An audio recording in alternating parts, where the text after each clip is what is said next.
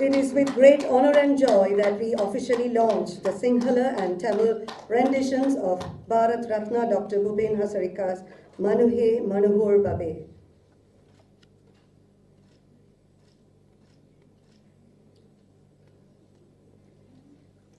I kindly request his Miniha miniha gan sundine Nenu vedo bind kudu situve Dayalu sitakin sitana Miniha kaurundo masabane Miniha miniha gan sondine Nenu vedo bind kudiha gan sondine. So it is Babe, যদি হ্যাঁ করণে ভাবে Miniha miniha gan sondine Nenu vedo bind kudu situve Dayalu sitakin sitana Miniha kaurundo.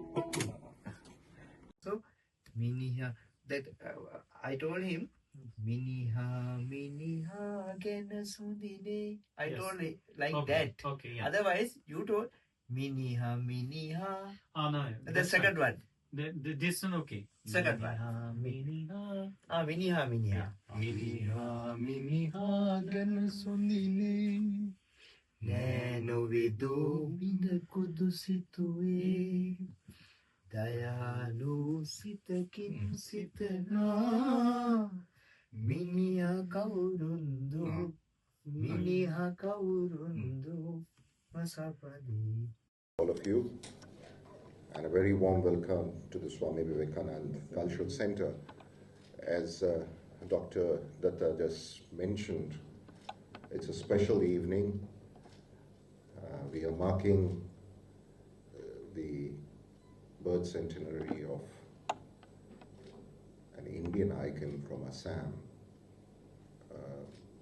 and someone we all admire. I think it's a very different group of people today here.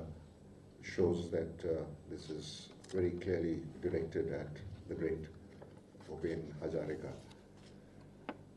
For me personally, I'm not a practitioner of music, but I listen to a lot of music from a very young age. And this is a period of transition for me in my own journey with music of different kinds, from pure, those humming Bollywood melodies, to somewhat more honest, pure, rooted to the nature kind of music. And I remember, of course, the song from Rudali was presented here that got me to actually look at who Bhupen Hazarika is in 1993, the year I joined the Foreign Service. And a cassette that I bought of his music stayed with me for the next 2 years of my training, probably still in my music store, but you don't listen to cassettes anymore. We moved to digital music. And through the mountains of Mussoorie, where I began my training, it was a constant companion. And it gives you this very natural feeling, Mr. Bhupen Hazarika.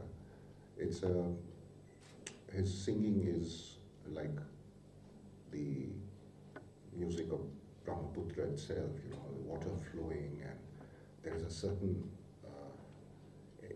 special feature in that music that attracts you immediately to him. And this is when I started looking at who he was and what he was. And, you know, this is the story of India, because the popular culture, popular culture is usually associated as folk culture, but I'm talking about popular culture as Bollywood music and Bollywood songs and movies. Anything outside that doesn't get usually in those days, the recognition. It speaks for itself. The Professor Datta spoke about the many awards that Mr. Bhupen Hazarika was adorned with, but he did not mention that the top two awards, and he's a unique person, he's got Padma Shri, Padma Bhushan, Padma Vibhushan, Bharat Ratna, but Padma Vibhushan and Bharat Ratna were given posthumously to him. So people, perhaps in India, began to value him much more after his death, and that is a sign of greatness in itself. Lots of great people that we know in history are recognized much more for their work and contribution when they are not with us. But for me, it was a journey.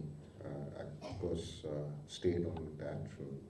I'm more into exotic music of the classical type, rooted in tradition, and now that, of course, includes folk music as well. So for me, this is a very personal delight to be here, to be among all of you, to partake of this occasion.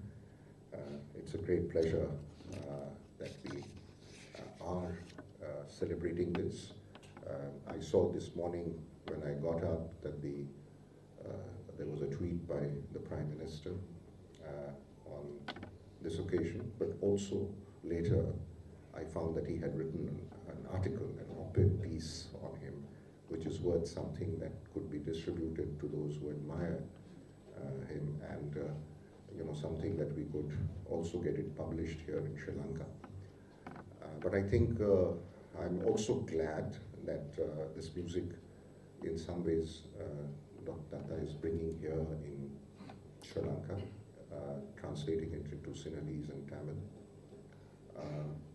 It's a great pleasure, really, that all of you are joining here today, because this man was truly special. I mean, he was, the biography has been outlined. I don't want to get into his many, educational pursuits, and he was a man of many parts. Singing was one of the things he did. There was many other things, and these are, such personalities like Rabindranath Tagore, man of many, many arts, and similarly Bhupen Hazarika. I'm proud that they are from the eastern part of India, where I belong, and it is in this part of India where this kind of multifaceted people flourish. I think something about the trees and the mountain and the nature there, the great smoothness in the singing, the choice of words which are music by themselves, it's a beautiful feeling when you listen to that. And in fact, it is very apt that they're doing it in Sinhalese, because I find that character in Sinhalese music also, the natural, the folk music, the traditional music, it has that same style of Eastern India, in some ways pointing to some degree of affinity between us that goes back thousands of years. So really, really thankful to all of you. I have a prepared speech, but I thought I'd speak on my own and from my heart. It is, I'm sure there's some more information here that you can read on the internet. But the fact is that this is a very special person, that we are marking his anniversary. Today is a tribute to the rich tapestry of Indian culture, the music, and there are many parts of India. Assam is not the most well-known part of India. Every time, I'm sure, like me, I have to tell them I come from eastern part of India, as if